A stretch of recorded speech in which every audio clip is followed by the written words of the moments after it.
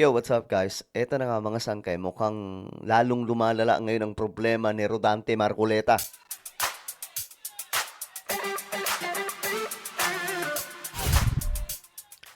Magandang oras po sa lahat ng ating mga kababayan, sa lahat po ng mga solid sangkay na nanonood ngayon.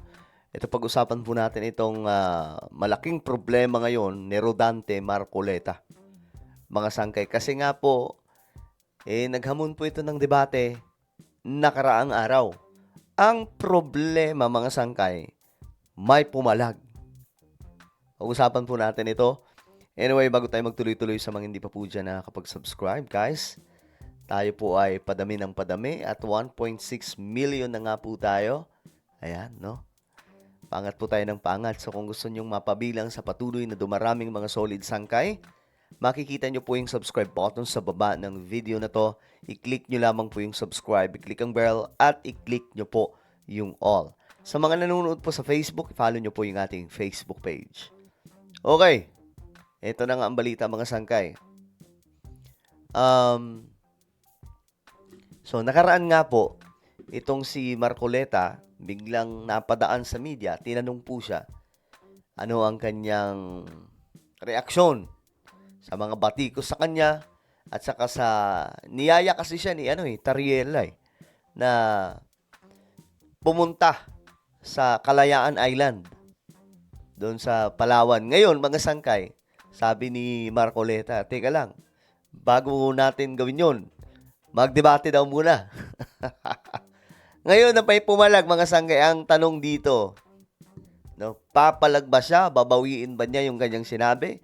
Kasi alam niyo mga sangkay, itong mga DDS, alalakas ng loob na magsalita niyan kapag wala pang pumapalag. Pero kapag may pumalag na, bigla pong nagbabago yung kanilang mga sinasabi. Hindi nagpapaapekto ang Armed Forces of the Philippines sa bangayan hinggil sa West Philippine Sea at malinaw nila ang mandatong protektahan ito kahit isakripisyo ang kanilang buhay. Samantala, nais ng Kalayaan Palawan LGU na gawin sa Pag-asa Island ang hamong debate ni Senador Rodante Marcoleta. Yan ang ulat ni Patrick De Jesus. Pambira. Gawin sa, doon daw po gagawin sa Kalayaan Island yung debate. Lalong hindi pupunta si Marcoleta niyan. Pabor ang Armed Forces of the Philippines sa inisyatibang imbitahan ng mga opisyal ng gobyerno na bisitahin ang West Philippine Sea. Kaugnay na rin ito nang naging imbitasyon ni Philippine Coast Guard spokesperson for the West Philippine Sea, Commodore J. Tariela, sa mag-amang Senador Rodante at Congressman Paulo Marcoleta na magpunta sa Kalayaan Island Group kasunod ng kanilang mga naging pahayag. We support the Philippine Coast Guard and the move to invite officials. Case-to-case basis, we invite government officials to visit the island.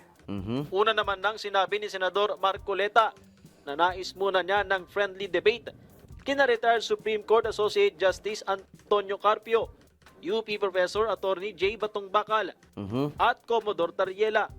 Para naman kay Tariela, hindi na kailangang pagtalunan ang West Philippine Sea dahil pinagtibay na ito ng 2016 Arbitral Award, maging ng konstitusyon at domestic laws ng bansa.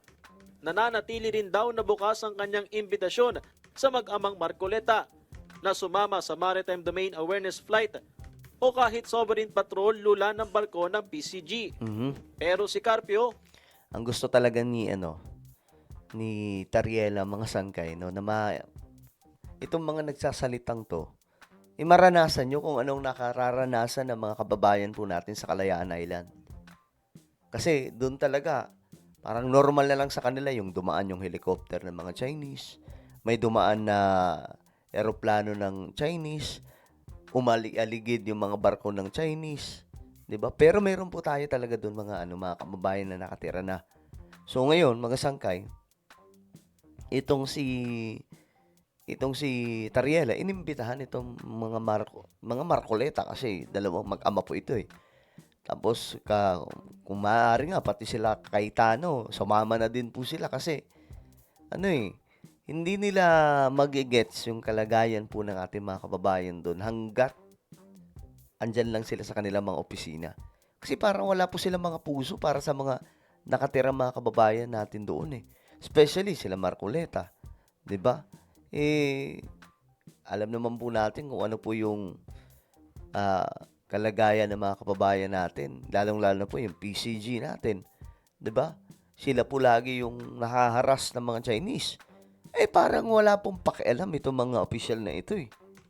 Kumasa sa hamong debate ni Marcoleta at ang dapat anya maging paksa ay ang legal na definisyon sa pagkakaroon ng West Philippine Sea So, kasama na ang Kalayaan Island Group. Ayan, si Associate Justice Antonio Carpio pumalag sa hamong debate ni Senator Rodante Marcoleta. Ito talaga. Ito maganda to kung matutuloy mga sangkay. No?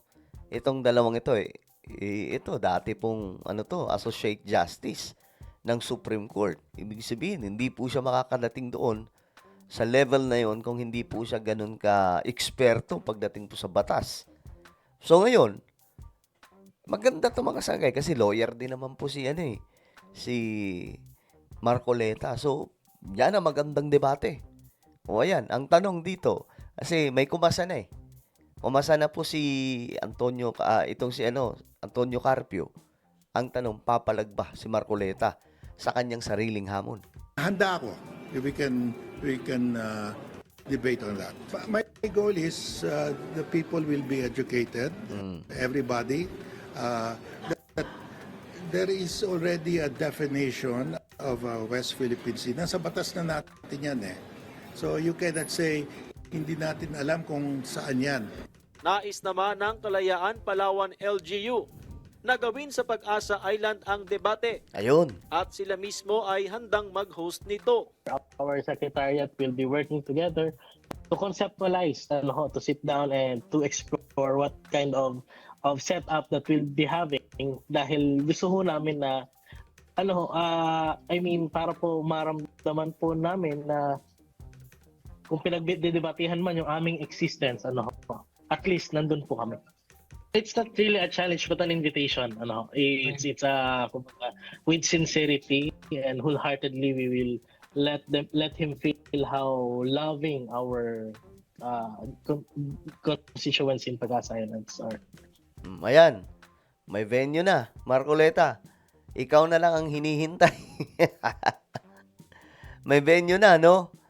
Maganda to kung paninindigan ni Marcoleta yung kanyang hamon. Sa gitna ng umiinit na bangayan, hindi nagpapa-apekto rito ang AFP at malinaw sa kanila ang mandatong protektahan ng West Philippine Sea. Kita nyo? Habang yung Armed Forces of the Philippines, mga sangkay, nagpapakahirap, nag-e-effort, malayo sa kanilang mga pamilya, binabantayan yung sariling bakuran natin. Pero itong ibang mga senador, mga sangkay, nakakalungkot ng isipin, pero sila pa po mismo yung tila baga walang pakialam.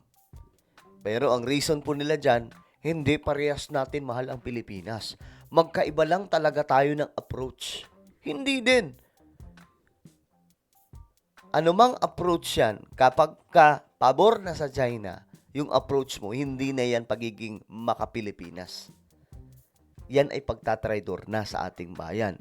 No, hindi pa po siya matatawag na treason kasi nga po, wala pa namang gerang nagaganap, wala pa namang ganong kagrabing nangyayari na tinatraidor mo yung sariling bayan habang nasa digmaan na. 'Di ba? Pero mga sangkay, baga common sense. Ito, mga sundalo nag-e-effort tapos kayo na nasa opisina lang ng pamahalaan. Hindi niyo nararanasan yung ginagawa ng mga sundalo. Kayo pa yung may tawag dito. Kayo pa yung nagyayabang, kayo pa yung kung makapagsalita kayo sa PCG natin, parang kayo yung humaharap sa mga pangaharas ng Chinese. 'Di ba? Kahit ba isakripisyo ang kanilang buhay. The mere fact that we wear the uniform, we swore to protect this country from all threats, domestic and foreign. It goes without saying, if and when the ultimate sacrifice is necessary, we expect the AFP to perform its mandate, regardless of the cost. Hindi rin daw dapat na maligaw sa totoong issue at kinaharap na hamon ng bansa sa West Philippine Sea. The objective of foreign malign influence and intervention is to divide Philippine society, to divide Philippine leaders, to cause us to debate among ourselves, and to forget that the bigger issue ay yung nanghimasok sa ating EEZ, ang PLA Navy, Chinese Coast Guard, and the Maritime Militia, their illegal presence. Patrick De Jesus. Okay, yan, mga sangkay. So, ang tanong dito, papalag kayo si Marcoleta. Ayan na, mayroon na po silang venue doon sa Kalayaan Island. Tapos, si Antonio Carpio yung makakaharap nila. O ngayon, tignan natin kung talagang kayang manindigan. Kasi, itong mga ito, mayayabang to kapag yung mga nabibigla lamang po, nadadala lamang po ng kanilang angas. Pero kapag andyan na, tingnan natin kung papalag. 'Di ba? Well, ano po ang inyong opinion? Comment down below. Meron po tayong YouTube channel, Sangkay Revelation. Hanapin nyo po ito ngayon sa YouTube. Kapag nakita nyo na, i-click nyo po yung subscribe, i-click ang bell, at i-click nyo po yung all. Ako na po ay magpapaalam. Mag-iingat pong lahat. God bless everyone.